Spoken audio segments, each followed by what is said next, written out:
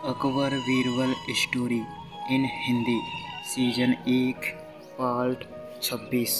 न्याय या सोने की असरपी। बादशाह अकबर का दरबार लगा हुआ था। बीरबल सहित सारे दरबारी उपस्थित थे। अचानक अकबर ने बीरबल से सवाल किया, यदि तुम्हें न्याय या सोने की एक असरपी में से एक को चुनना पड़े तो तुम क्या चुनोगे? बिना एक क्षण गवाए बीरबल बोला, सोने की असरपी। बीरबल का जवाब सुनकर अकबर सहित सारे दरबारी हैरान रह गए।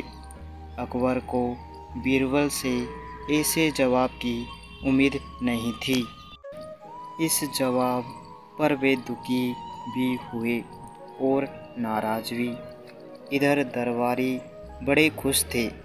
वे हमेशा बीरबल को बादशाह की नज़र में गिराने का प्रयास किया करते और असफल रहते थे। लेकिन इस बार उन्हें कुछ करने की ज़रूरत ही नहीं पड़ी। बीरबल खुद ब खुद अपने इस जवाब से बादशाह की नज़रों में गिर गया। वे इंतज़ार कर रहे थे कि अब बादशाह अकबर का अगला कदम क्या होगा। क्या वे बीरबल को सज़ा देंगे या पद से हटा देंगे? सारे दरबारी बादशाह की ओर देखने लगे। अकबर बीरबल से बोले, बीरबल, तुमसे मैंने इस जवाब की उम्मीद नहीं की थी। मेरी नज़र में तुम अक्लमंद के साथ ही न्यायप्रिय भी थे। मैं हैरान हूँ कि तुमने न्याय के स्थान पर सोने की असरपी क्यों चुनी। जहाँपना जिसके पास जो नहीं होता वो वही चुनता है, ऐसा बीरबल बोला। आपके राज्य में चारों ओर न्याय है, सबको न्याय मिल जाता है। इस तरह न्याय तो मुझे पहले से ही प्राप्त है। धन की कमी है, इसलिए मैंने सोने की असरपी चुन ली। अकबर बीरबल के इस जवाब से बहुत खुश हुए और उसे 1000 सोने की असरपियाँ इनाम में दी। इधर दरबारी अपना सा मुँह लेकर रह गए। बादशाह अकबर अक्सर अपने दरबारियों से कुछ अजीबोगरीब काम करने को कहते रहते थे और ना कर पाने पर बहुत नाराज हुआ करते थे।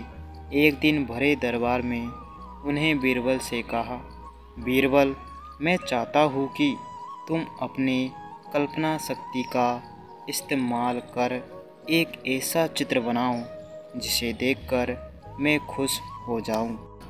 बीरबल को चित्रकारी नहीं आती थी। वह अकबर से बोला, हुजूर, मैं तो आपका मंत्री हूँ, मैं कैसे चित्र बना सकता हूँ? मुझे तो चित्रकारी आती ही नहीं है।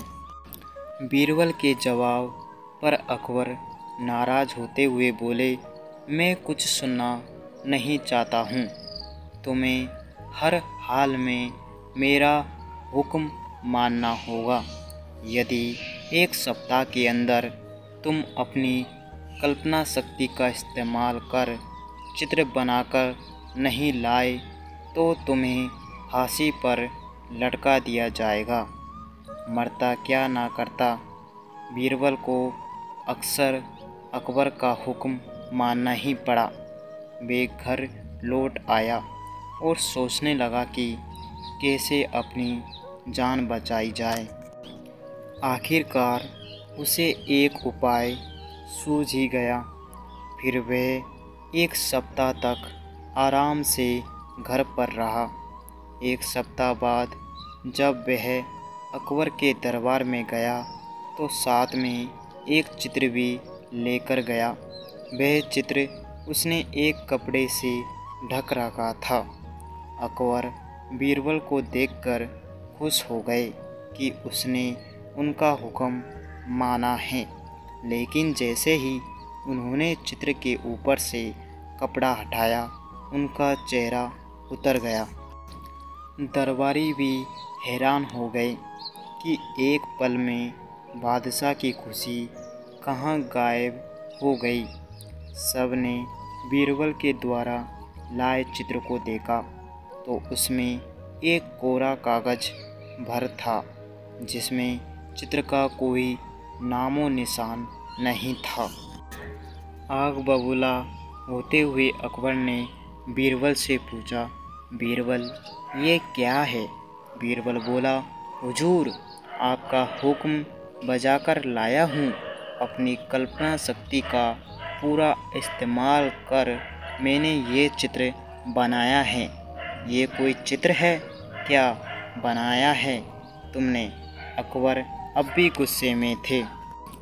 हुजूर ये घास खाती गाय का चित्र है, बीरबल ने विनम्रता से जवाब दिया। लेकिन इसमें तो ना गाय नज़र आ रही है ना ही घास।